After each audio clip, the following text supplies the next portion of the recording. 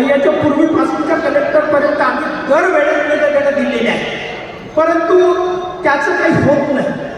3-4 प्रकारच्या गोष्टी मी सांगतो की स्पेलिंगची दुरुस्ती जी आहे, अनेक लोक 3-3दा 4-4दा कार्ड काढतात.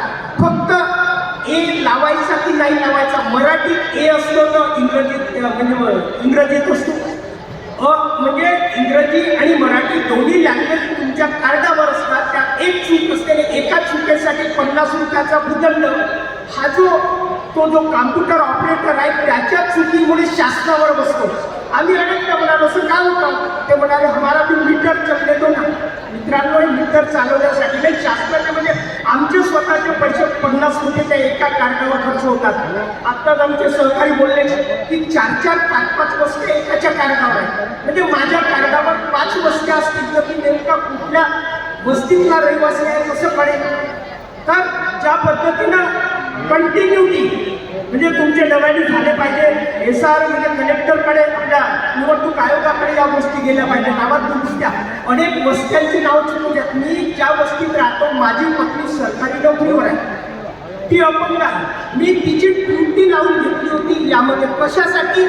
मी म्हटलं माझी मतदार यादी अगदी अशी अपडेट असावी की त्यात काही चुका होऊ नये. 5 वर्ष तिनं काम केलं, एकही त्यात दुरुस्ती झाली नाही. प्रत्येक वेळेस आम्ही ते नोटिंग केलं, कारण मी काम करायचं, सर्व दुरुस्त्या व्हाव्यात, परंतु त्या दुरुस्त्या झाल्या नाही. शेवटी तिचं त्यातून नाव काढलं की म्हटलं बाबा रे, तिचं स्वतःचंच नाव, जी BLO होती तिचं स्वतःचंच नाव 2-2 ठिकाणी आहे. 5 वेळा आत्तापर्यंत तिनं फार भरून दिले की माझं नाव एक कमी झालं नाही केलं.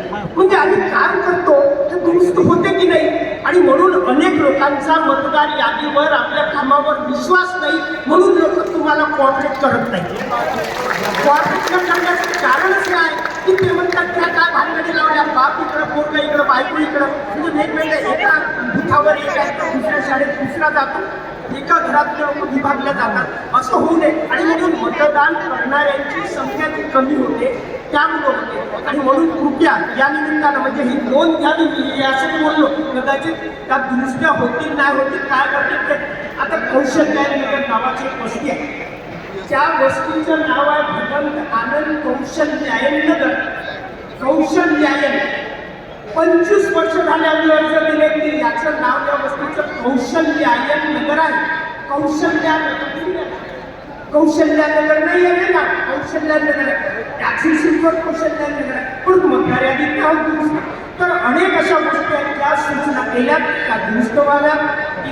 इथून पाठवल्यानंतर BLO असतो, तिथला अधिकारी आपला ऑपरेटर असतो, तर त्यांनी या सर्व गोष्टीची दखल घ्यावी. मी या प्रसंगी आहे कारण आमचे जे काही प्रतिनिधी आहेत आम्ही थोडं कॉपरेट करायला यासाठी मागे पुढे पाहतो. आम्ही अजून प्रतिनिधी तुम्हाला जास्तचे यासाठी नाही दिले की आम्ही दिल्यावरही तुम्ही करत नाही ना, आम्ही हवाल्या करायच्या नाही, फक्त तुम्ही काहीच करायचं नाही, कधी करीत असतो का. तर म्हणून कृपया याचं व्यवस्थित नियोजन करा. पण हे जर नियोजन झालं तर नक्कीच मतदार. आणि दुसरं असं की आता तुम्ही आधार जे आहे, आता इलेक्शन कमिशन काय म्हणतो, आधार तुमचा सर्वीकडे शाळेत नाव टाकायचं असेल तर आधार म्हणतात. शेवटे इलेक्शन, एक मिनिट मॅडम हे सांग, इलेक्शनसाठी आधार कंपल्सरी का नाही केला? इलेक्शनसाठी आधार कंपल्सरी करा म्हणजे तुम्हाला बोगसगिरी अजून पुन्हा करायची आहे का? असं होईल नाही. धन्यवाद. नाही